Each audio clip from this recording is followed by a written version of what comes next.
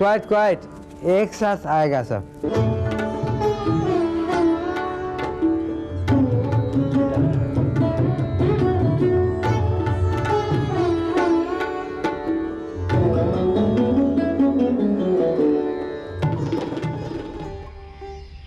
दादा 7 अप्रैल को आपका 75वां साल शुरू हुआ या पूरा हुआ? पूरा हुआ जी अच्छा, पूरा हुआ। 1920 में मेरा जन्म जी, हुआ जी। था। ये जो 75 साल का सफर है दादा, और जितना मैंने सुना है आपके बारे में, ये तो यादों से भरा हुआ सफर होगा ना?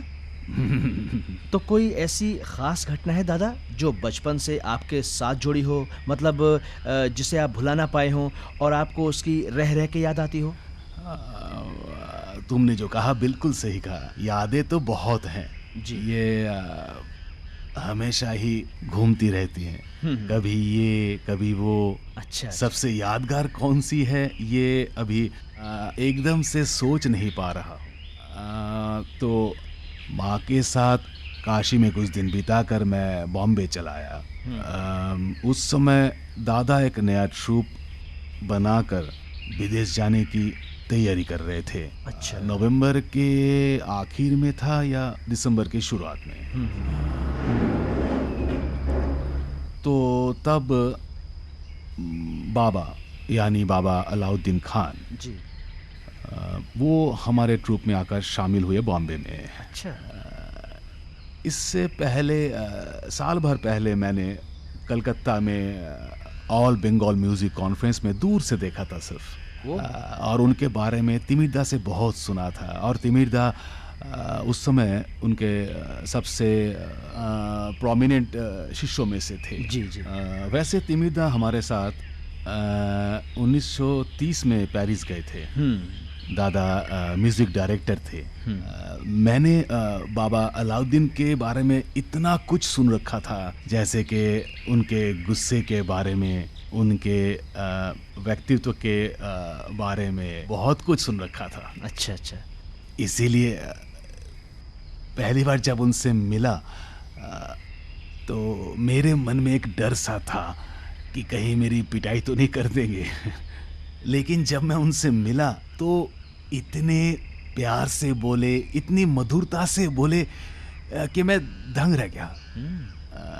उस समय हम लोग बॉम्बे के एक होटल में थे। अच्छा, अच्छा। कोई 20 एक दिन हम लोग वहाँ पर थे और रिहर्सल के लिए एक अलग जगह थी। दादा कुछ नया तैयार कर रहे थे। जी जी। बाबा अली अकबर भाई को साथ लेकर आए थे। अच्छा। अली अकबर की उम्र थी शायद करीब 13 बरस, मेरे से 2 साल छोटे हैं ना। अच्छा अच्छा। वैसे उनके हमारे साथ चलने की बात थी, लेकिन आखिरी वक्त में अली अकबर भाई बोलने लगे कि मुझे माँ की याद आ रही है, और वो रुक गए, हमारे साथ नहीं गए। और हमारे जाने से कुछ दिन पहले ही मैहर लौट गए। ओह। और हमें सी ऑफ करने माँ आई थी काशी से बॉम्बे। अरे वाह। तो उस दिन जिस दिन हमारा जहाज़ रवाना होने वाला था, वही डॉक पर जहाज़ में चढ़ने से पहले माँ के गले लगकर मेरा दिल बहुत ही उदास था, क्योंकि बाबा हाल ही में गुजरे थे और माँ भी दुखी थी, क्योंकि मैं उन्हें छोड़ के जा रहा था। पता नहीं अचानक माँ के मन में क्या आया। बाबा यानी बाबा अलाउद्दीन जी जो पास ही खड़े थे, अचानक माँ मुझे लेकर उनके पास गई और मेरा हाथ उनके हाथ में रखकर बोली कि बाबा, इसके बाबा यानी मेरे बाबा कुछ दिन पहले ही गुजरे हैं और ये जा रहा है, मैं साथ रहूँगी नहीं। आप इसका ज़रा ध्यान रखिएगा, बिल्कुल अपने बेटे की तरह। थोड़ा शैतान ज़रूर है, अगर कोई शैतानी करे तो माफ़ कर दीजिएगा। बस माँ के ये कहने की देर थी कि बाबा एकदम से जोर जोर से, मतलब दहाड़े मारकर क्या रोने लगे। अच्छा। बोले, माँ माँ, आप तो रत्नगर्भा हैं। उदय शंकर जैसे पुत्र को आपने अपने घर में धारण किया है, वो तो शिव का ही रूप है। इसलिए आपने जो अभी कहा, मेरे लिए आदेश है। आज से ये मेरे दूसरे बेटे के समान है। बहुत खूब। अली अकबर इससे छोटा है, इसलिए रबू मेरा बड़ा बेटा है। और इतना कहकर वो रोने लगे, माँ रोने लगी और मुझे भी रोना आ गया। सब भावुक हो गए थे। सो टचिंग। जाहिर है। और इसके बाद सीढ़ी चढ़कर बाबा के साथ और ट्रूप के बाकी लोगों के साथ निकल पड़े। ये आप दोनों की आखिरी मुलाकात थी ना? हाँ, माँ वो नीचे खड़ी थी, हाथ हिला रही थी और जहाज चल रहा था। उसके बाद माँ को कभी नहीं देखा। वही आखिरी मुलाकात थी। उसके अगले साल अक्टूबर में उनका देहांत हो गया था। उस वक्त हम पेरिस में थे। बहुत दुख की बात है। बाबा 1 साल तक थे हमारे साथ ट्रूप में। अच्छा अच्छा। सिर्फ 1 साल की छुट्टी मिली थी उनको महाराजा मेहर से। और मैं उनका क्या कहूँ, एक तरह से सेवक बन गया था, क्योंकि उनके खाने पीने का ध्यान रखना पड़ता था। वो हलाल छोड़कर और किसी तरह का मीट नहीं खाते थे। अच्छा। ज़्यादातर तो वो चिकन ही खाते थे। हाँ, वो भी अगर अच्छी तरह से हलाल किया हो तो, लेकिन वो मिलता नहीं था, इसलिए वो शाकाहारी ही बन गए। अच्छा। तो मुझे सब कुछ देखना पड़ता था, खाना पीना ठीक से समझाना पड़ता था। उन दिनों वो मुझे बहुत प्यार करते थे और जहाज पर ही मेरी शिक्षा उन्होंने शुरू कर दी। बहुत खूब। मुझे बजाते हुए देखकर बोले, वाह, तुम्हारे में तो सारे गुण हैं। तेज हो, होशियार भी हो, पर थोड़े चंचल भी हो। पर ये बात उन्होंने बाद में कही थी मुझसे, टूर के बाद। जी। नहीं, टूर के दौरान, कि तुम बहुत ही चंचल हो। अच्छा अच्छा। इतना कुछ करते हो, सितार बजाते हो, सरोद बजाते हो, बांसुरी बजाते हो, तबला बजाते हो, नाचते भी हो, कविताएं भी लिखते हो, चित्र भी बनाते हो। इतना सब कुछ करने से कुछ होता है? और बार बार एक ही बात दोहराते थे, एक साधे सब साधे, सब साधे सब जाए। क्या बात। तो यही वो मुझे बार बार कहते थे, मगर मुझे सिखाना भी शुरू कर दिया, और मतलब सितार सिखानी शुरू कर दी। अच्छा। जैसे उंगलियां कैसे इस्तेमाल करते हैं, कुछ छोटी छोटी ख्यालों की बंदिशें वो रोज कंपोज करते थे। कम से कम 12 से 15 गाने या गत कॉपी में लिखते थे। जी। और वो जब भी कोई नई चीज करते थे तो मुझे सिखाते। कुछ पुरानी पुरानी बंदिशें भी सिखानी शुरू कर दी। अच्छा। अलग अलग गत सिखानी शुरू कर दी। तो इस तरह से हम पहले गए इजिप्ट, अलेक्जेंड्रिया, उसके बाद ग्रीस, नहीं, पैलेस्टाइन। जी। तब तो इजराइल नहीं था ना, था पैलेस्टाइन। मुझे याद है वो था कॉरोनेशन ऑफ जॉर्ज VI। जी जी। उस वक्त और काफ़ी सारी घटनाएं घटी। वो सब किताब में, मेरी किताब में मैंने लिखी हैं, राग अनुराग में। तुमने शायद पढ़ी होगी। जी हाँ जी हाँ। और उस समय से हम पूरा ग्रीस घूमकर, रोमानिया, बुल्गारिया आदि घूमकर, यूगोस्लाविया, फिर ऑस्ट्रिया, हंगरी, चेकोस्लोवाकिया और अच्छा, इजिप्ट में एक अजीब सी घटना घटी थी ना आपके साथ? आपके मामा की, जिन्हें आप मातुल कहते हैं, और बाबा के ओ हाँ, ठीक ठीक, तम्बाकू को लेकर। है। हम उस समय तेल अवीव में थे। तेल अवीव? अच्छा अच्छा। तेल अवीव में मैं और मेरे दोस्त थे दुलाल सेन। अच्छा। दोनों सरोद बजाते थे। हम दोनों ही तालीम लेते थे उनसे। हाँ जी। तो हमें लगा कि हमें उनको कुछ गुरु दक्षिणा देनी चाहिए। मेरा मतलब दिमाग में आया। बिल्कुल। सोचने लगे कि क्या दे। तो ज्यादातर कहते थे कि तंबाकू की कमी उनको खलती है। तंबाकू, वो स्ट्रॉन्ग सिगरेट या सिगार कभी कभार ले लेते थे। तो मैंने सोचा उनके लिए एक पाइप, अच्छा, और बढ़िया तंबाकू का पैकेट अगर उन्हें दिए तो शायद खुश होंगे।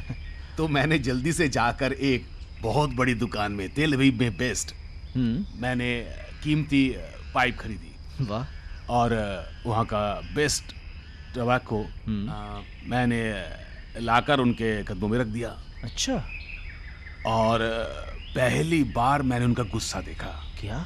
एकदम से वो आग बबूला हो गए। बोले, ये क्या है? क्या है ये?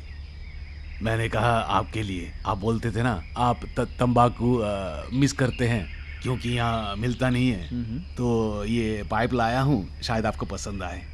अरे बाप रे, और नाराज हो गए। ओह, अच्छा। जानते हो ना, मैंने आज तक किसी से एक पान तक नहीं लिया दक्षिणा में, कभी नहीं, आज तक नहीं। और तुम मुझे मुखाग्नि दे रहे हो, हैं? अरे बाप रे बाप, मुखाग्नि! तो हम दोनों के दोनों डर के मारे कांपने लगे।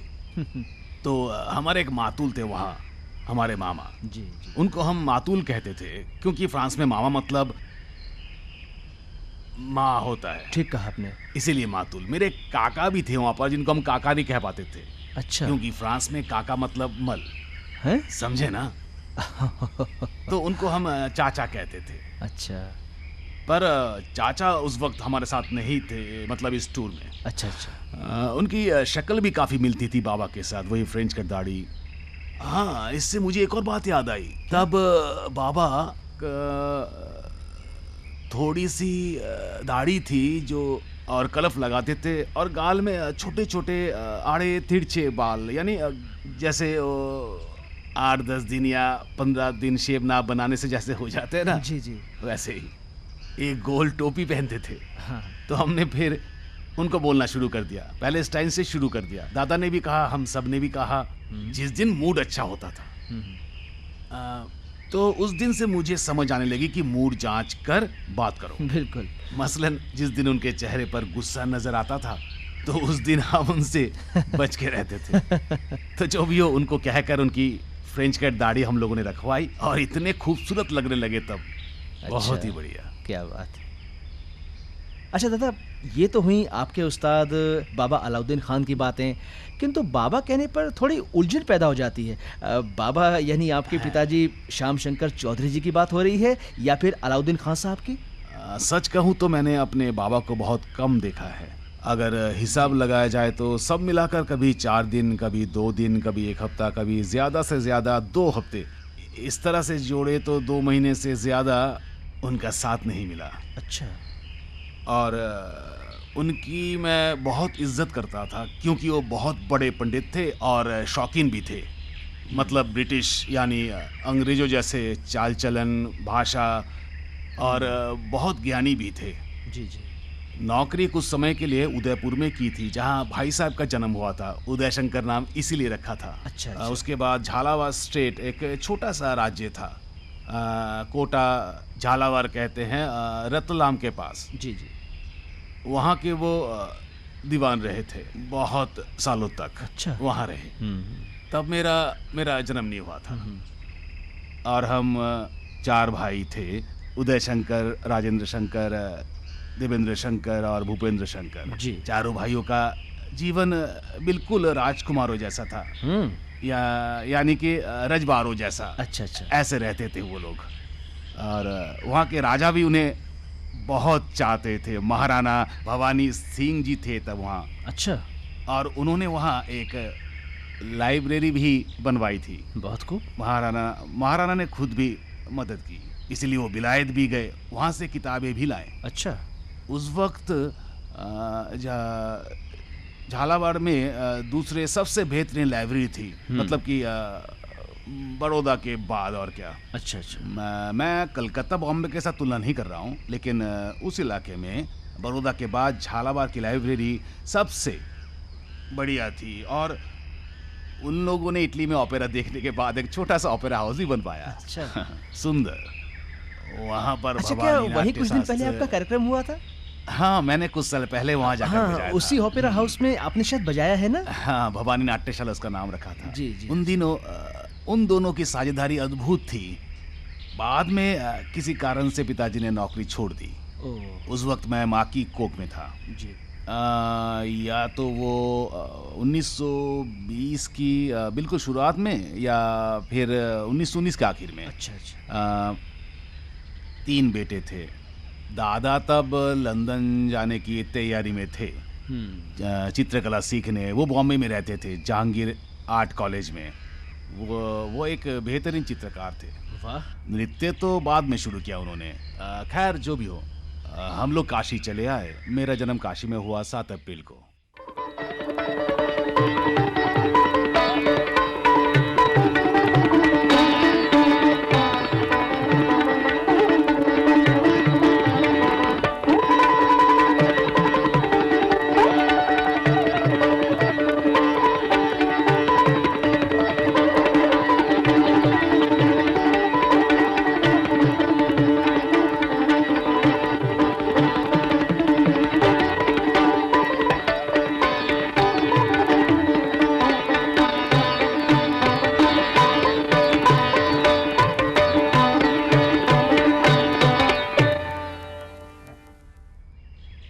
हमारे मामा का घर गाजीपुर के पास था। हमारे दादाजी की बहुत बड़ी ज़मींदारी थी। आहिस्ता आहिस्ता सब ख़त्म हो गया, सब कुछ छोड़ो। उसके बाद बाबा ने आकर एक काम किया, एक गाड़ी खरीदी, छोटी सी, मिनी बस नहीं, मिनी बस से थोड़ी सी बड़ी, यही कोई 20-25 लोगों के लिए। उसको लेकर उन्होंने मजले भैया यानी देवेंद्र शंकर और छोटे भैया को भी कहा कि कुछ बिजनेस कर लो तुम लोग बस को चलाकर। तो उन्होंने ड्राइवर रखा, बस सर्विस शुरू की। वही गाजीपुर से लेकर वही यही कोई वही तकरीबन 50 मील से 100 मील तक अच्छा। एक बस सर्विस शुरू की। मजले भैया उस वक्त किसी कारण से काशी लौट आए 2 हफ्ते के लिए और छोटे भैया बने इंचार्ज। वहाँ पास में प्लेग की महामारी फैली हुई थी। अच्छा। और वो उसकी चपेट में आ गए। और जब उनका शव लाया गया तो मुझे याद है घर में माँ तो टूट ही गई थी, 18 साल के थे वो। जाहिर है। और छोटे भैया बहुत खूबसूरत थे, घुंघराले बाल और सबसे लंबे भी थे, तकरीबन 5 फीट 8 इंच या 9 इंच। बहुत बढ़िया गाते थे, बहुत ही शर्मीले। मैं उनके काफ़ी करीब था। हम दोनों में मेरा मतलब मैं इतना करीब किसी और भाई के नहीं था। जी। हाँ, काफ़ी करीब थे, पर क्या करें, जो होना था। अच्छा, उसके बाद जब आप दादा से मिले तब आपकी उम्र कितनी थी? दादा लौटे 29 में, तब मैं 9 बरस का था। यहाँ दादा ने 8 साल तक पूरे हिंदुस्तान का चक्कर लगाया, इंस्ट्रूमेंट्स कलेक्ट किए, कथकली डांस भी सीखा। अच्छा। और कलकत्ता में शो किया तिमिर बरन के साथ न्यू एम्पायर में। वाह। और चारों तरफ धूम मच गया। अच्छा, उस वक्त आपने कहा था हाँ। कि बिल्कुल देवदूत की तरह दिखते थे दादा, शिवजी की तरह। आप सोच नहीं सकते कितना सुंदर। खासकर जब वो मंच पर अपना अपीयरेंस देते थे, लगता था जैसे साक्षात शिव या कृष्ण हो। वाह। और खासकर जब वो जोड़े में होते थे। अच्छा। जिनकी फ्रेंच थी उनकी जोड़ीदार और दोस्त भी साक्षात दिखते थे। मतलब हर पार्वती के रूप में वाकई हरि और पार्वती दिखते थे। अच्छा दादा, बचपन में आप दोनों के संबंध कैसे थे? दादा क्योंकि विदेश में काफ़ी वक्त से रहे थे जी। उनकी सोच काफ़ी आधुनिक थी। इसीलिए मुझे एक छोटे बच्चे की तरह दूर हटो नहीं कहते थे। मैं सच कहूँ तो पेरिस जाकर मैं एकदम से जैसे बड़ा हो गया, क्योंकि सब कुछ खुलेआम दिख रहा था। हर चीज़, ज़िंदगी की हर एक चीज़। जी। और दादा भी अपने ट्रूप के साथ रिहर्सल करते थे, कॉस्ट्यूम्स तैयार होते थे, अलग अलग तरीके के इंस्ट्रूमेंट्स, अलग अलग तरीके के, मतलब 150 अलग अलग तरीके के इंस्ट्रूमेंट्स उन्होंने इकट्ठे किए थे। वाह। और फिर उस समय तिमिर दाबी थे, उनका सरो सुनता था। पहली बार इतने पास से क्लासिकल म्यूज़िक सुनने का मौका मिला। फिर विष्णुदास शिराली आए, वो भी बहुत बढ़िया सितार बजाते थे। क्या बात। गाना गाते थे, तबला तरंग बजाते थे, तबला अच्छा। बजाते थे, जल तरंग बजाते थे। यानी एक इतना सुंदर परिवेश बन गया था मेरे लिए गाने बजाने का। जी। और उस वक्त मुझे दुख होता था कि मुझे क्यों किसी ने नहीं सिखाया, पर फिर भी जो भी मैं सुनता था खुद ही उसको सितार में बजाने की कोशिश करता। फिर सराज बजाना शुरू किया और तकरीबन मेरे ख्याल से 1 साल के अंदर ही मैंने एक संगीतकार के रूप में काम करना शुरू कर दिया। अच्छा।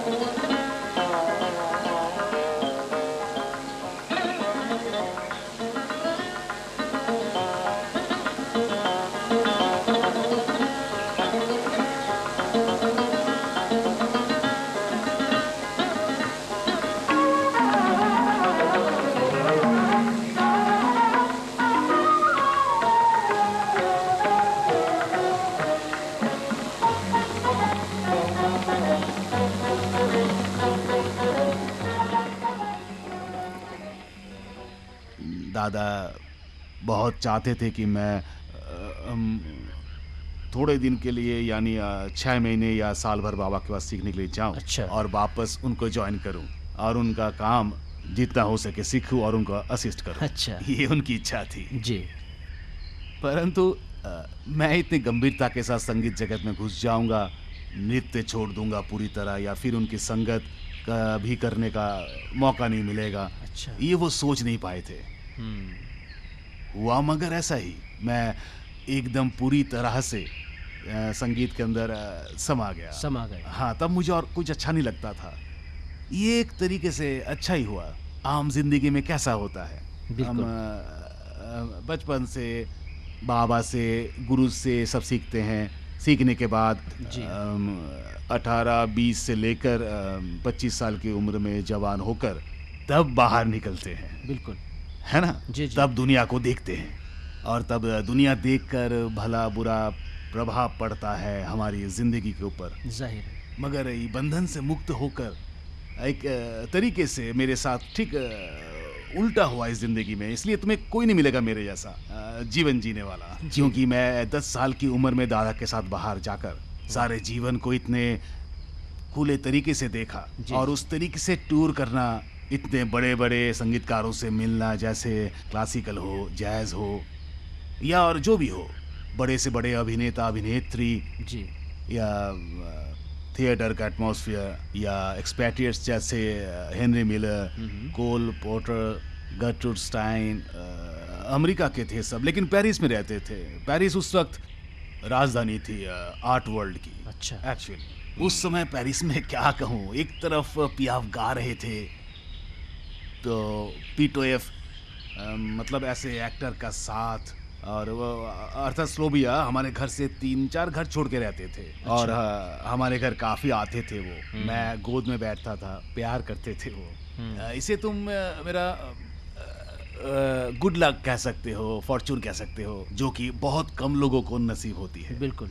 इसके बाद बाबा की शागिर्दी में आकर एक बंधन, एक नियम, आश्रम का जीवन, ब्रह्मचार्य वगैरह वगैरह, बिल्कुल पुराने ऋषियों की तरह परिवेश, ऐसे हालात में कुछ साल गुजारे। इसलिए मैं वाकई में अपने भाग्य को मतलब भगवान की असीम कृपा है मेरे ऊपर कि सब कुछ इतना अच्छा हुआ। क्वाइट एक साथ आएगा सब।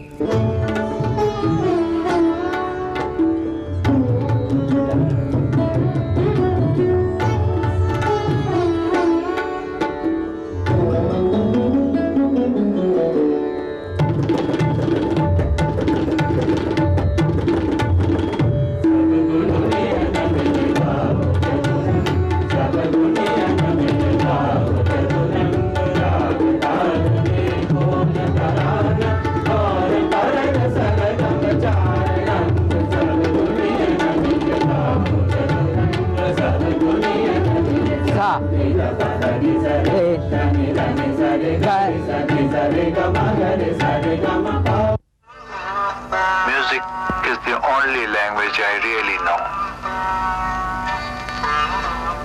For I believe in Nada Brahma.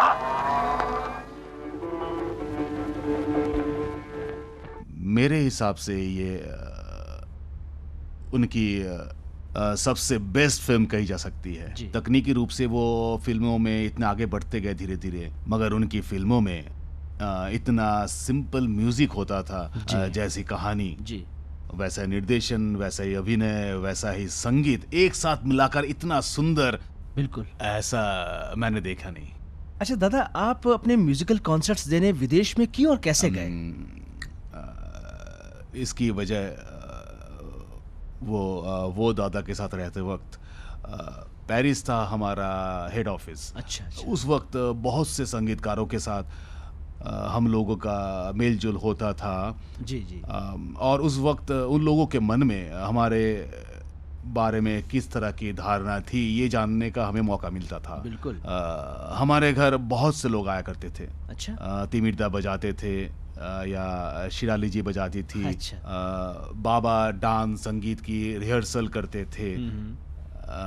उन सब से हम तरह तरह के कमेंट सुनते थे। बच्चा था ना तो इधर उधर घूमता रहता था और सुनता रहता था जी। कि वो लोग क्या बोल रहे हैं। और उनको ज़्यादातर कहते सुनता था कि भारतीय संगीत खूब चमत्कारी है।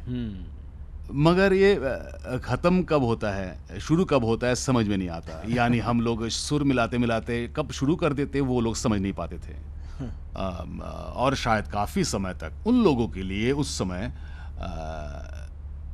जैसे कि आलाप शलाप चल रहा है काफ़ी देर से, वो लोग थोड़ा बोर हो जाते थे। देखा जाए तो क्योंकि उन लोगों के टुकड़े छोटे छोटे होते थे और शायद एक के बाद एक बहुत सारे टुकड़े बजाते थे। उनकी सिम्फनी में एक मूवमेंट तकरीबन 20 या 25 मिनट से ज़्यादा नहीं होती थी। इसके बाद एक और मूवमेंट, फिर दूसरी मूवमेंट, फिर तीसरी मूवमेंट, कुछ इस तरह का उनका नियम था। जी जी। फिर फर्ज करो मीड का काम हो रहा है, जैसे कि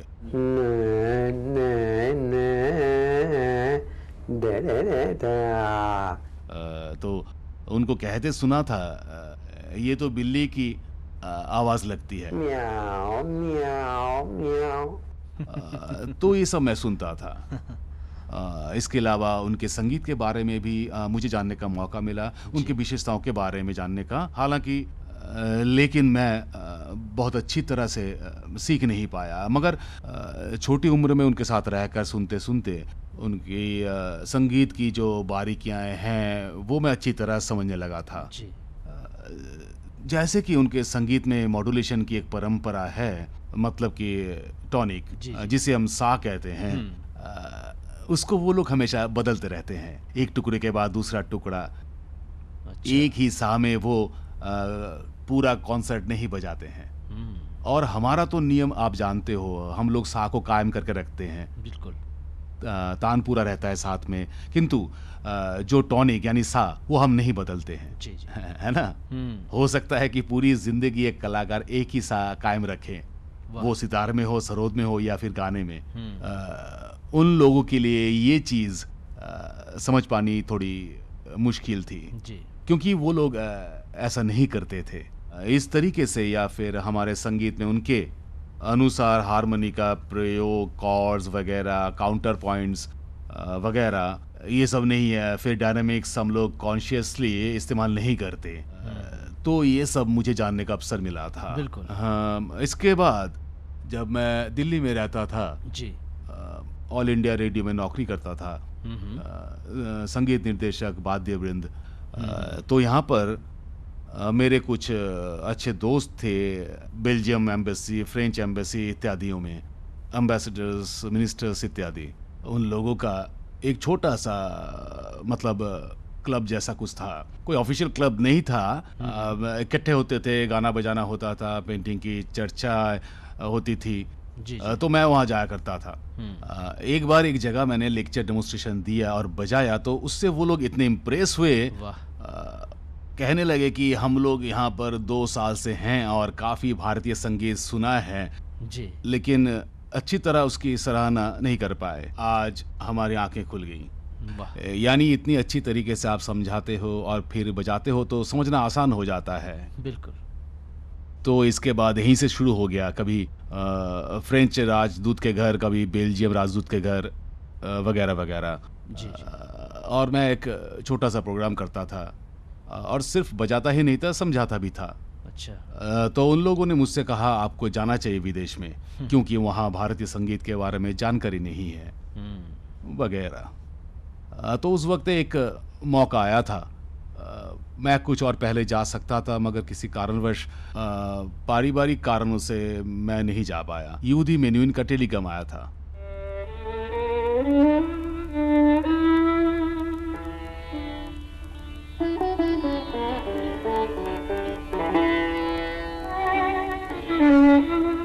One of the greatest of many fortunes that music has offered me is that of being entrusted by Ravi Shankar with the playing together of several pieces which he created especially so that he could reveal to me something of the magic world of his musical style.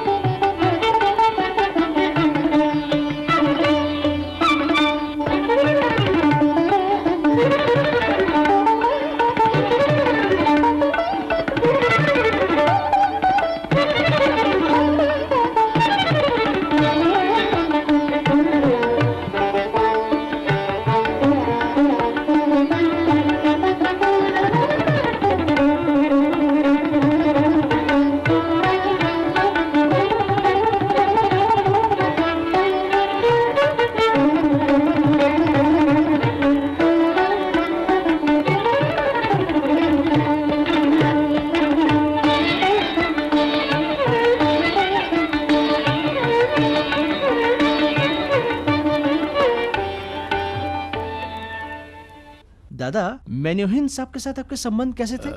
मेन्यूहिन के साथ एक अद्भुत था मेरा संबंध। मतलब हम दोनों एकदम अलग थे जी।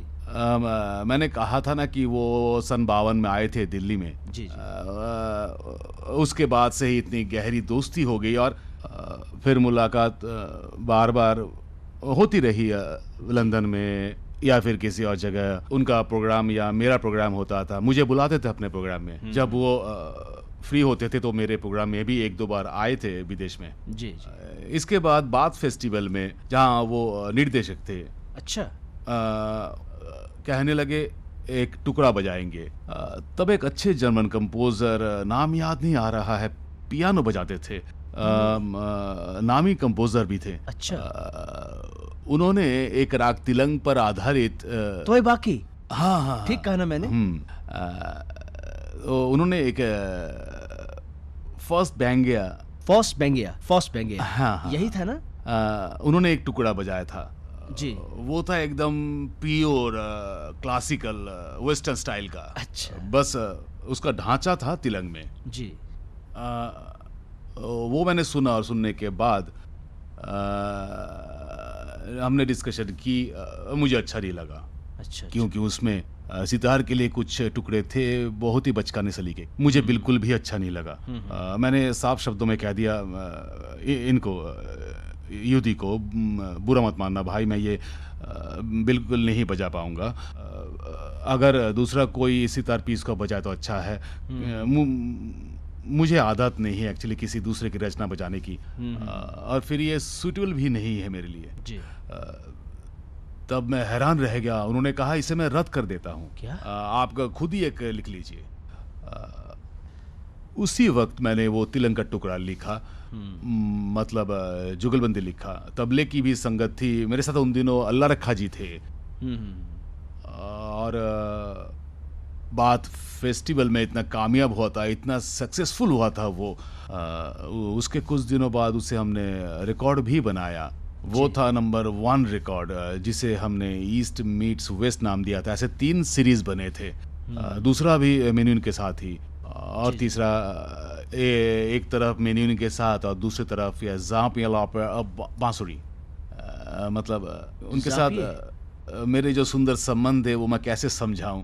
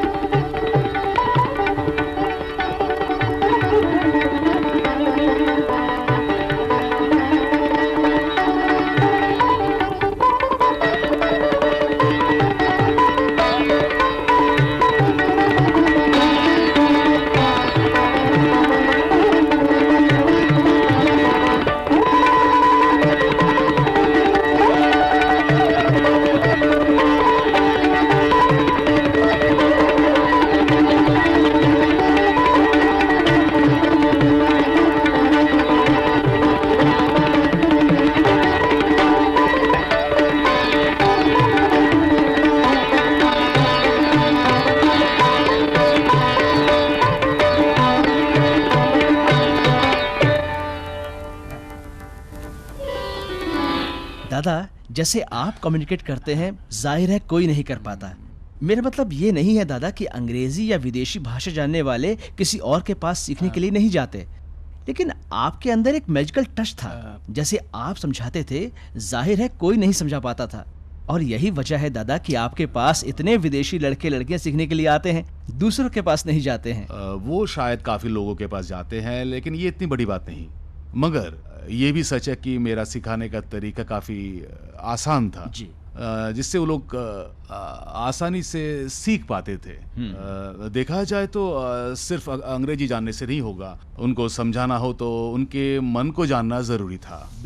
इससे मुझे फ़ायदा होता था, क्योंकि बहुत लोग यहाँ आते थे और थोड़ा बहुत इधर उधर सीख कर सबको प्रचार करने लगते थे कि मैं हूँ असली राजा, मतलब सितार मतलब मैं, या संगीत मैं ही हूँ, और सबका टारगेट तो मैं हुई जी। मतलब रविशंकर जो बजाते हैं वो असली नहीं है।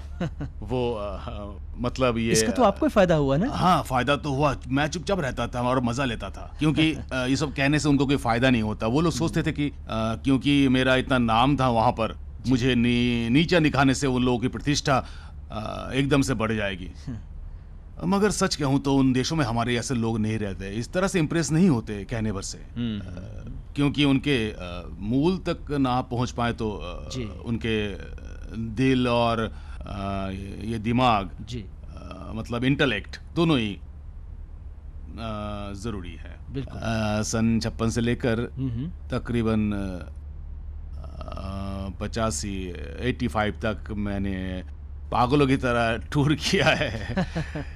इससे काफ़ी आसान हो गया सबके लिए। मतलब जो भी पंडित है ना हमारे अच्छे, खासकर जैसे कि वोकलिस्ट, जो सबसे डिफ़िकल्ट काम है अप्रिशिएट करने के लिए जी जी, और नौजवान कलाकार भी, सबके लिए आसान हो गया। क्योंकि बहुत बड़ा हॉल ना भी हो, छोटा हॉल ही हो या मिडिल साइज हॉल हो, सबको बजाने का अवसर मिल गया, रेडी ऑडियंस मिली जी, बहुत फ़ायदा हुआ।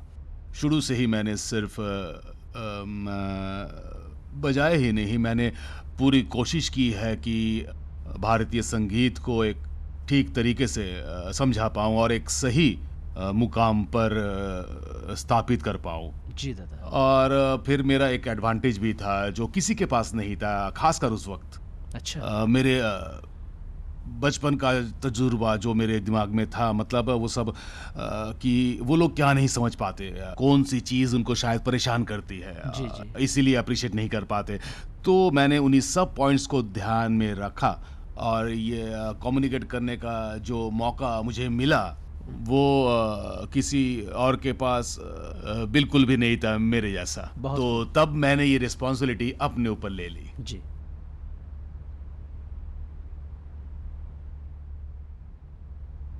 ये रात का राग है और नाम है रागेश्वरी। ये एक खास किस्म का राग है जो आपकी खुशी दर्शाता है, लेकिन जब सोलो बजा जाए तो भक्ति भाव आता है। ये राग खुशी का प्रतीक भी माना जाता है जब इसे फास्ट टेम्पो में बजा जाता है। आपको बजा कर दिखाऊं क्या? है, लीजिए। इसका आरोह अवरोह स्ट्रक्चर जो है बहुत ही अनूठा है। इसका 5वां स्वर बिल्कुल ही नहीं है, ये सेकेंड नोट को बिल्कुल नहीं छूता। तो आरोह में ये ऐसे जाता है, देखा?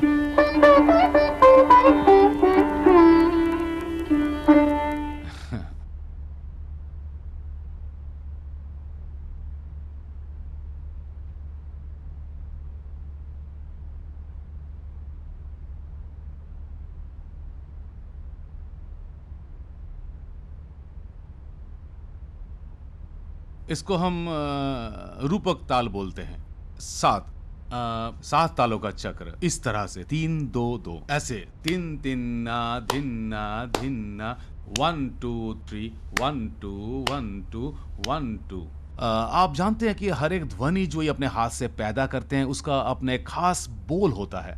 इसी तरह हम अपने स्टूडेंट्स को सिखाते हैं, इसे लिख भी सकते हैं। हम बोल के याद कराने में विश्वास करते हैं, लिखने में नहीं। हाँ, तो इसीलिए तबला स्टूडेंट्स को सिखाते समय हमें तो उन्हें तबले का बोल भी सिखाने पड़ते हैं। जैसे हर एक ध्वनि जो हाथ से पैदा होती है उसका विशेष नाम होता है। ता, तिन, ना, तित, तीत, तीना। अब ये आपको एक कॉम्प्लेक्स कंपोजिशन सुनाएंगे और साथ में बोलेंगे भी।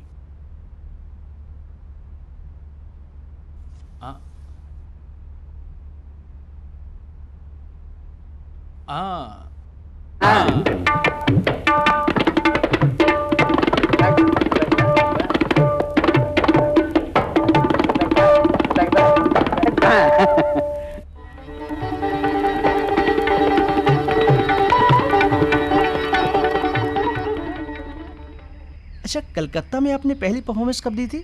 आपको तारीख याद है दादा?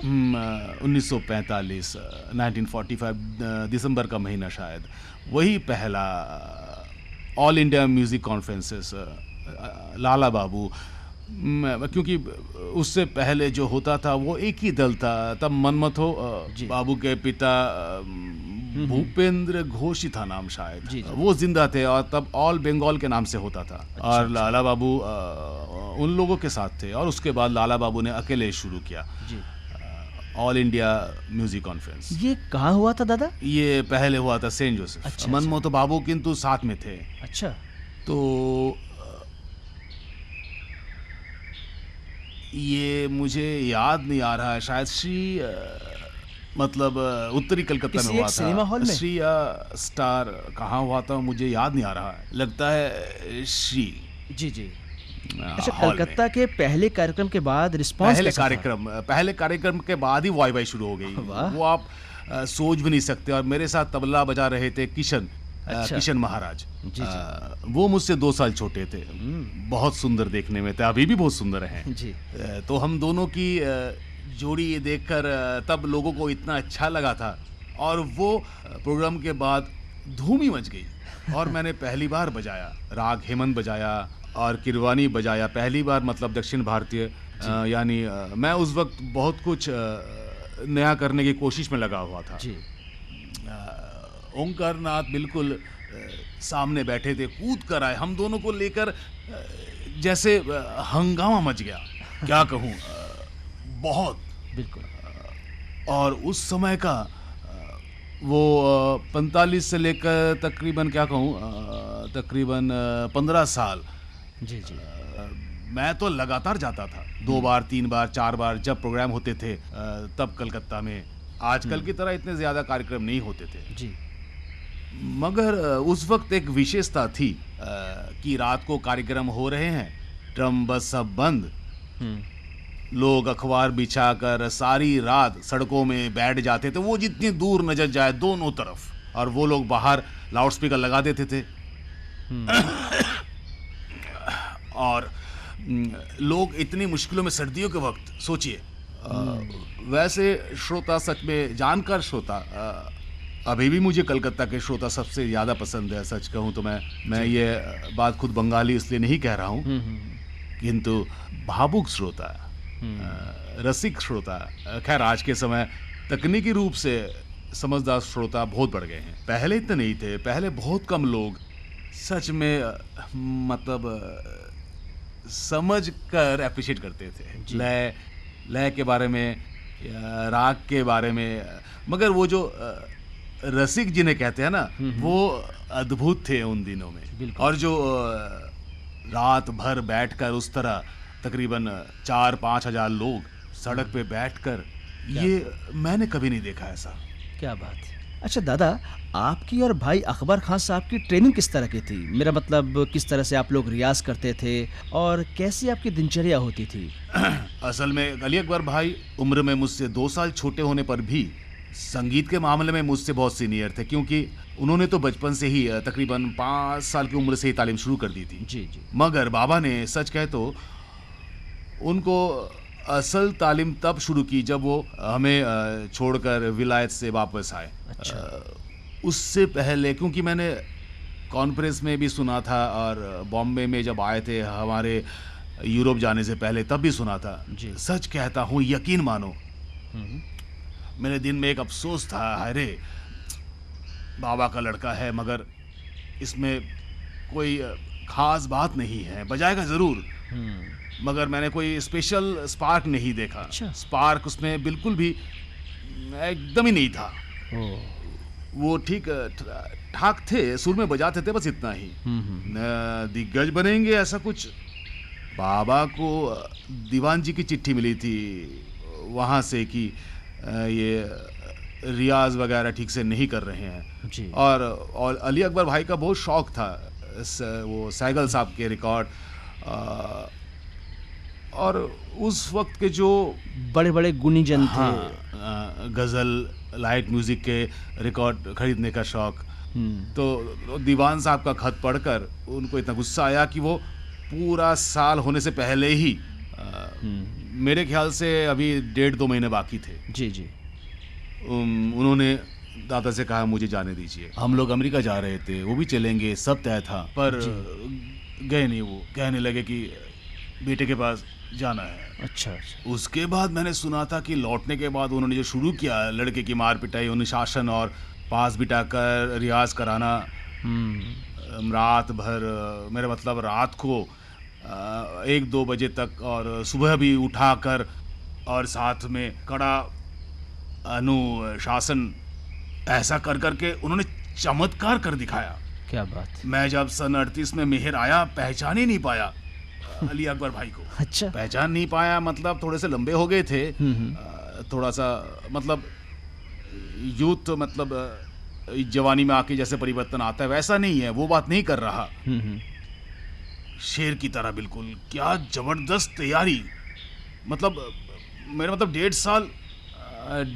साल या 2 साल, 1.5-2 साल के अंदर कितना फर्क आ गया था, क्या कहूँ आपसे।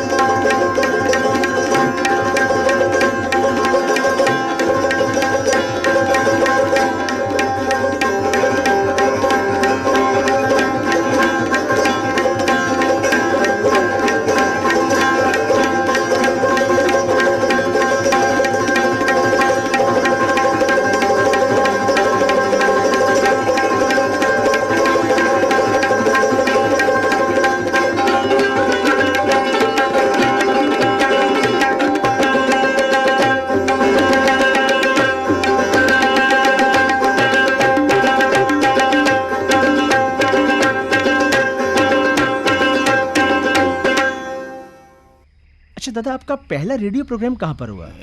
लखनऊ में। लखनऊ। वो जब बाबा ने मुझे अनुमति दी जी। वो शायद सन 40 या 41 से मैं बजा रहा हूँ। अच्छा। महीने में या 2 महीने में 2 दिन प्रोग्राम होते थे। तो इलाहाबाद में मैं रुकता था क्योंकि वहाँ काफ़ी जान पहचान थी। फिर लखनऊ जाता था, 2-3 दिन ठहर कर लौट आता था। और भाई अली अकबर के साथ आपकी जुगलबंदी की शुरुआत कैसे और कब हुई दादा? उसकी शुरुआत तो हुई सीखने के वक्त ही। एक साथ ही बैठते थे। अच्छा। बाबा साथ लेकर बैठते थे, हमें बहुत से प्रोग्राम में लेकर जाते थे। अच्छा, प्रोग्राम में पीछे बिठाते थे। मगर तब मुझे थोड़े अलग तरीके से मध्यम को सा बनाकर या पा को सा बनाकर बजाना पड़ता था। अच्छा अच्छा।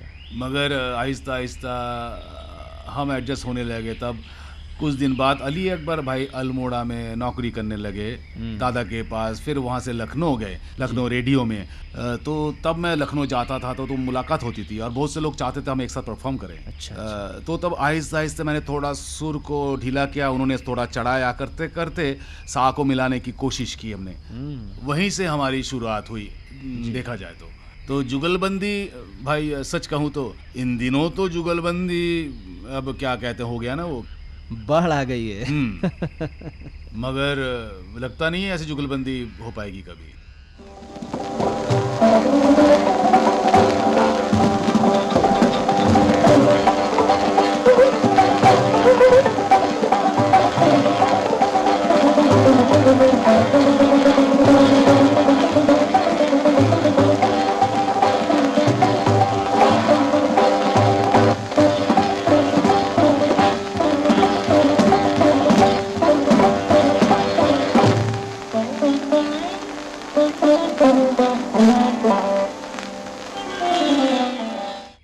हमारे बीच में दोस्ती प्यार बोले तो दोनों ही मिलना जुलना जारी रहता था। बाबा दोनों को तालीम देते।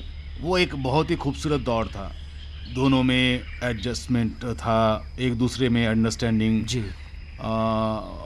और वो तकरीबन मैं तो कहूँगा कितना 60s, मिडल ऑफ 60 अच्छा अच्छा। तक हमने काफ़ी हद तक मेंटेन किया और अच्छे यादगार प्रोग्राम्स भी किए।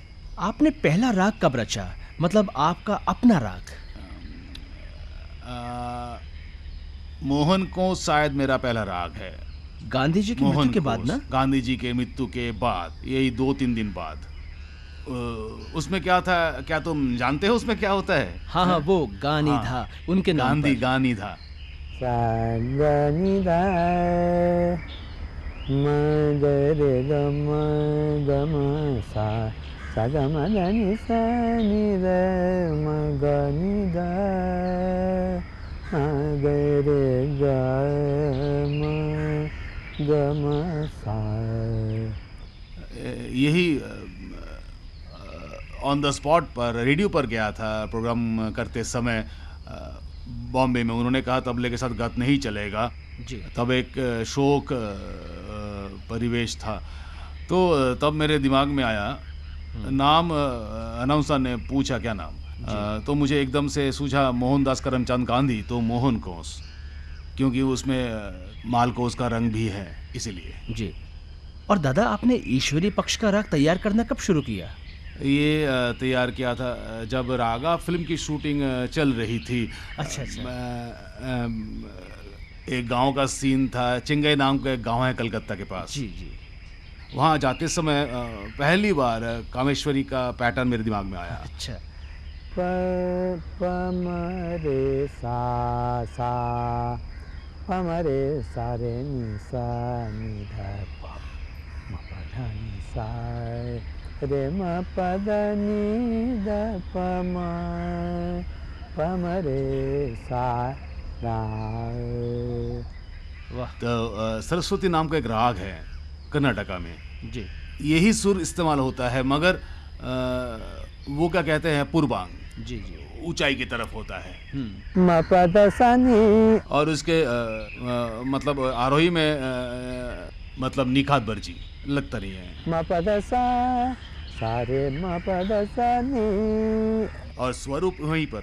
म प द रे नि द प म प द सा नि द प म रे सा।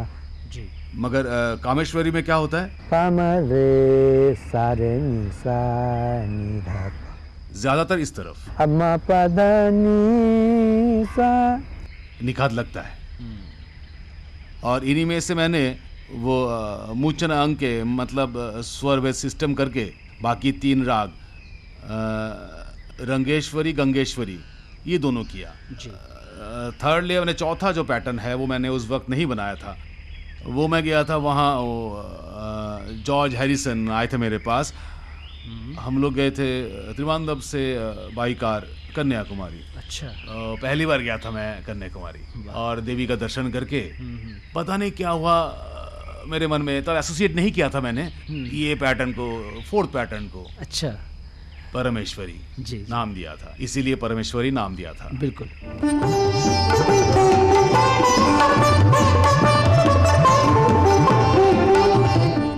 दादा, आपको दक्षिणी रागों के बारे में इतना ज्ञान है, ये कैसे हुआ? ज्ञान बिल्कुल भी नहीं है, मगर हाँ मुझे बचपन से ही वो जगह घर जैसी लगती है। जी। इसकी वजह पहली बार जब मद्रास गए, वो शायद सन 1932 में या फिर सन 33 में, हाँ जी। उस वक्त हम सबसे पहले उनके घर गए, वीणा धनम। हाँ, तो उस वक्त तकरीबन 75-80 साल की थी वो महिला, बाला सरस्वती जी की माता जी। अच्छा अच्छा। नानी माँ जी। वो बहुत गुणी थे और वीणा बजाती थी, वीणा साउथ इंडियन। क्या बात। और मुझे याद है, मैं वो छोटा सा घर था उनका, सीढ़ी चढ़कर पहली बार उन्हें जब सुना, तकरीबन अंधी हो चुकी थी, दिखाई नहीं देता था। उन्होंने हमारे पूजा धनश्री, वो लोग कामवर्धिनी कहते थे, उसके 2 नाम है, पंतु बरायली और कामवर्धिनी, एक ही चीज़ है। उनसे इस बात को लेकर काफ़ी बहस हुई थी एक बार, कुछ साल पहले मद्रास में। और अब वो उसको पंतु बरायली बोलते हैं। अभी भी कोई कोई कामवर्धिनी भी बोलते हैं। मुख्य करता राग कामावर्धिनी ही है। तो जो भी हो, उन्होंने इससे पहले भी मैंने दक्षिणी राग सुने थे, बहुत अच्छे लगते थे, सब कुछ हिसाब से, सरगम इत्यादि अच्छे लगते थे, मगर मन को छू जाए ऐसे इससे पहले मैंने कभी नहीं सुना था जी। उन्होंने बीना उठाई और वो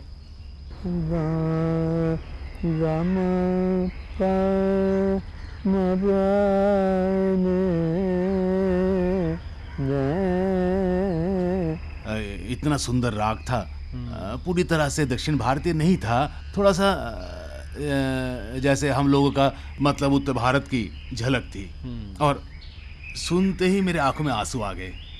क्या बात। ऐसा कभी नहीं हुआ था मुझे, मेरा मतलब दक्षिणी राग सुनकर, बाला को सुनकर हुआ है, क्योंकि बाला उन्हीं की नातिन है ना। बाला गाती थी बेहतरीन गायन। बचपन में हम लोग एक साथ खेलते थे। अच्छा। मुझसे कोई 4 साल बड़ी थी बाला, बाला सरस्वती। उसके घर काफी जाया करता था और वो मेरे हर प्रोग्राम में सामने बैठती थी। अच्छा। मद्रास में। तो वो मेरा पहला अट्रैक्शन था, और उसके बाद काफ़ी मिलना जुलना हुआ। सेंटर में दादा थे तब। हाँ, बाद में कलकत्ता में बाला सरस्वती को दादा लेकर आए, हरेन घोष और दादा दोनों ने जी। तब हम लोगों ने एक साथ काफ़ी वक्त गुजारा, और मैं उसे सुनता था, इतना अच्छा गाती थी। और उनमें जिसे पदम कहते हैं ना, पदम होता है पद, हाँ, परंतु ज्यादातर काफी कामुक और काफी रोमांटिक शब्द होते हैं, ज्यादातर राधा कृष्ण को लेकर, और वो अभिनय इतना अच्छा करती थी बाला, ये सब। और उसका सबसे मशहूर था कृष्णानी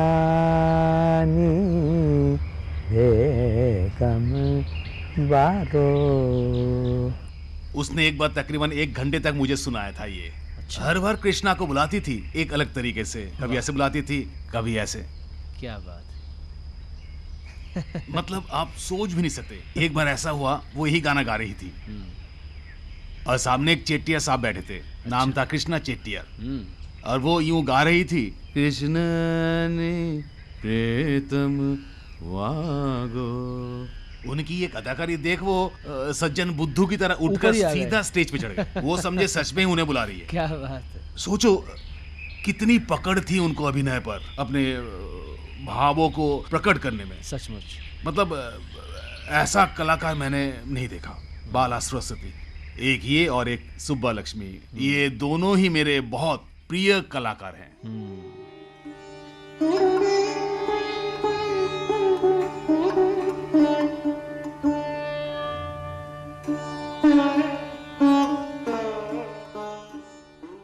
उन दिनों में बॉम्बे शहर में या पूरे महाराष्ट्र में म्यूजिक सर्कल होते थे, जिसे जलसा जिसे कहते थे, इंटीमेट जलसा काफी लोकप्रिय था जी। बहुत म्यूजिक सर्कल थे, और मुझको पाकर वो लोग, यानी हर एक म्यूजिक सर्कल, क्या बॉम्बे, क्या पूना, क्या कोल्हापुर, सोलापुर, बल्कि और दूर दराज वाले छोटे छोटे इलाके, मराठी लोग बहुत संगीत प्रेमी हैं। मतलब इतने शास्त्रीय संगीत प्रेमी। मुझे तो लगता है कि उत्तर भारत, मेरा मतलब वो उत्तर भारत तो नहीं है जियोग्राफिकली, संगीत की दृष्टि से कह रहा हूँ मैं जी जी।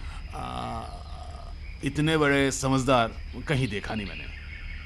और वो अनगिनत प्रोग्राम्स, मेरा मतलब हर हफ्ते में मेरा 1 या 2 प्रोग्राम्स होने लगे, और साथ साथ मैं ये सब भी करता था, मतलब गीतों को सुर देना, नृत्य और बैले करना जी।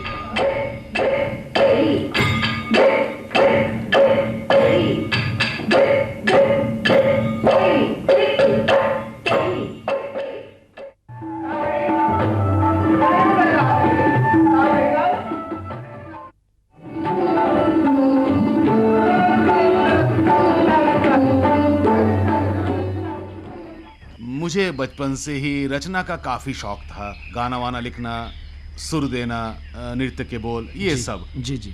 मन में इच्छा थी कि ऑर्केस्ट्रेशन करूंगा, क्योंकि इतना कुछ सुना था विदेश में, और बाबा खुद भी क्रिएटिव थे, उनका मेहर बैंड था, वो सब भी सुना था। उससे पहले तिमिर बरन का भी ऑर्केस्ट्रा भी सुना है। इसी कारणों से मेरे अंदर भी एक आग सी थी कुछ ऐसा नए तरीके से कुछ करने की जी जी। और बॉम्बे में आकर इसका चांस भी मिला, वहाँ आईपीटी में ज्वाइन किया, उन लोगों ने मुझे बुलाया। उन दिनों वो लोग काफ़ी प्रोत्साहन दे रहे थे कलाकारों को। बहुत सारे कलाकार थे, सेंटर से भी कुछ लोग आए, उन लोगों ने भी ज्वाइन किया। अच्छा। तो मैं पूरी लगन से काम करने लगा। मतलब पहले 2-3 बैले का संगीत, फिर 2 फिल्में बनी, नीचा, नगर और धरती का लाल। जी। उनमें भी सुर देने का मौका मिला। अच्छा। इसीलिए उस दौर को मेरा एक नया मोड़ कह सकते हो। और साथ साथ एक और चीज़ भी, पहले दिन से ही, ये और भी पहले की बात है, बाबा ने मुझे, जो कि आम तौर पे उन्होंने किसी के साथ नहीं किया या प्रोत्साहन नहीं दिया, उन्होंने बहुत जल्दी ही मुझे बाहर बजाने की अनुमति दे दी थी। वाह। मैं गया तो 1938 में था। 1 साल बाद ही सर्दियों में, अर्थात तकरीबन 1.5 साल बाद रहने के बाद, शिक्षा लेने के बाद, उन्होंने मुझे अनुमति दी इलाहाबाद संगीत सम्मेलन में बजाने की। वही मेरा प्रथम, दिसंबर का महीना सन 39। अच्छा। तभी से समझ लो कि आज से 56 साल बिल्कुल मुझे कॉन्सर्ट करने का अनुभव है। क्या बात है।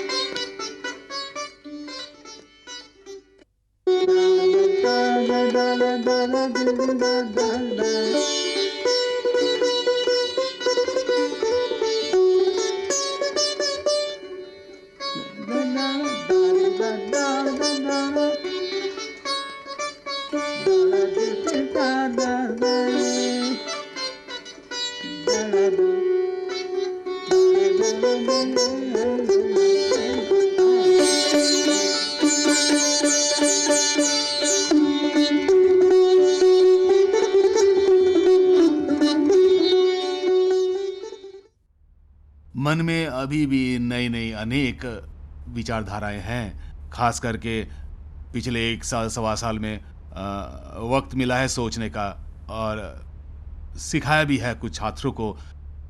दिमाग में भरी हुई हैं परिकल्पनाएं और आइडियाज, लेकिन उनको करने के लिए वक्त तो चाहिए। बिल्कुल।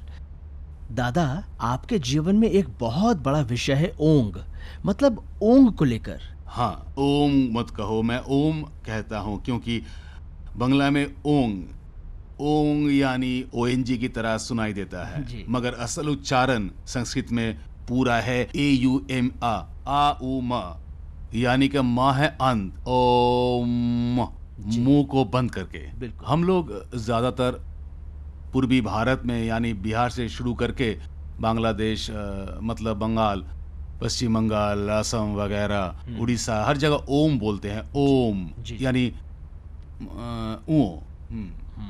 खैर वही शब्द है, मतलब प्रणव शब्द यानी आदि शब्द। अच्छा अच्छा। प्रीतम सैया सपने में आए, हम संग के मीठी मीठी बतिया सपने में आए। सपनों में आए थे श्याम, मीठी मीठी बातें करके चले गए। अचानक मेरी नींद खुल गई। नींद खुली तो देखा, हाय श्याम कहाँ गए। बोलो सखी, अब मैं क्या करूं। जी यही बोले। दादा, आपकी अब यही इच्छा होगी ना कि आप अपना ज्ञान ज़्यादा से ज़्यादा लोगों में बांटें। और ऐसी तो बहुत सारी इच्छाएं हैं। ये तो मेन चीज़ ऑफ कोर्स, जब तक हूँ जितना हो सके सिखा कर जाऊं। बिल्कुल। और अच्छे अच्छे शिष्य हैं, उनको सिखा कर जाऊं।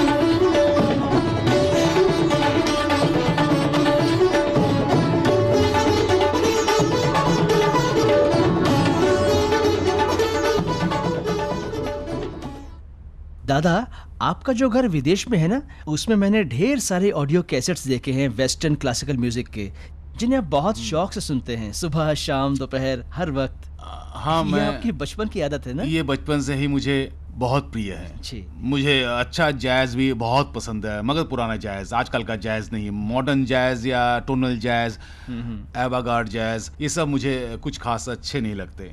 और जुबिन के साथ आपका परिचय या साथ काम करने का इस तरीके से संजोग कैसे बना? जुबिन के साथ मेरा पहला परिचय हुआ मोन्टेरे पीरियड 67। अच्छा।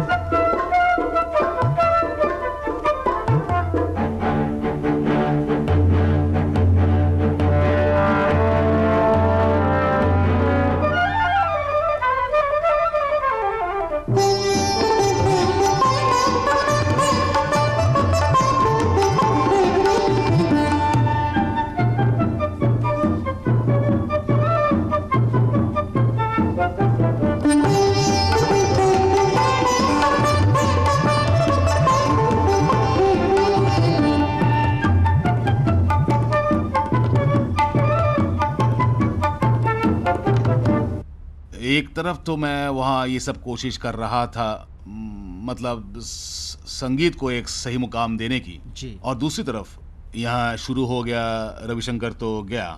पहले कहते थे कि गया, अब कहने लगे पूरा गया। अर्थात रविशंकर जैजीफाई कर रहा है, अमेरिकन हो गया है, रविशंकर हिप्पी बन गया है, रविशंकर बीटल हो गया है। मैं वाला बीटल कैसे हो सकता हूँ?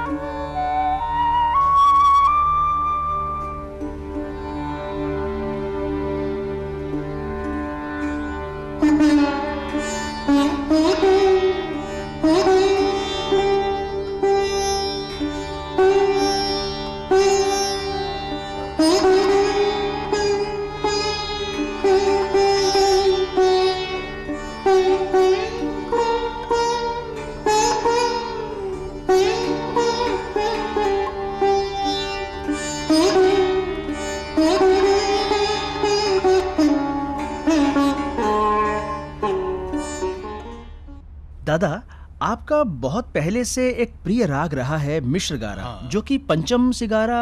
ना पंचम सिगारा पंचम से शुरू होता है। पंचम से शुरू होता है और अच्छा। गारा जो मध्यम से है उसे मैं मिश्र गारा बोलता हूँ। मिश्र सभी गारा, बजाते अच्छा, हैं सभी। जी जी। मगर दादा, पंचम सिगारा तो आप बहुत दिनों से बजा रहे हैं ना? काफी प्रिय। वो तो आपके दिल के बहुत करीब है। एक बार याद है पंचम सिगारा बजाया था, कहाँ याद नहीं, शिकागो या फिर याद नहीं, बहुत दिन पहले। जी जी। एक अमेरिकन ने बोला, I love that 5 cent cigar. मैंने पूछा 5 cent cigar, you played 5 cent cigar? I didn't played 5 cent cigar. तब समझा कि वो कह रहा है पंचम सिगारा, राग पंचम सिगारा। अच्छा अच्छा। तो सुनने में आया था 5 सेंट सिगार।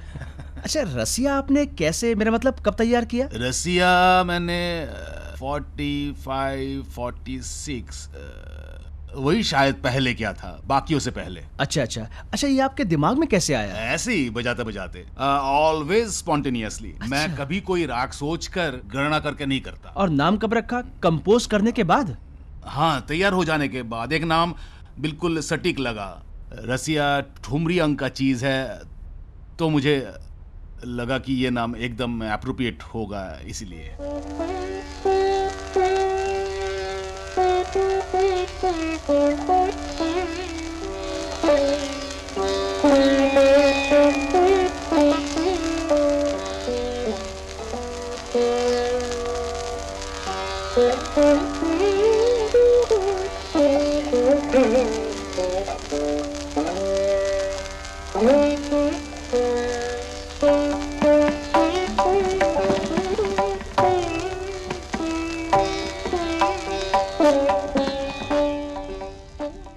दादा, आप अपना प्रोग्राम शांति मंत्र से ही खत्म करते हैं, जो आपकी अपनी रचना है, और पहली बार आपने मॉस्को उत्सव उसका में... मतलब ओड टू द पीस जैसा है ये। जी जी। एक प्राचीन संस्कृत श्लोक है, हर जगह शांति हो, पृथ्वी में शांति हो, जी। हवा में शांति हो, जल में शांति हो। ये एक खूबसूरत संबोधन है शांति का। इतना सुंदर श्लोक मुझे नहीं लगता किसी और भाषा में है। बिल्कुल। बहुत ही बढ़िया। इसीलिए मैंने नाम रखा था शांति मंत्र। वाह।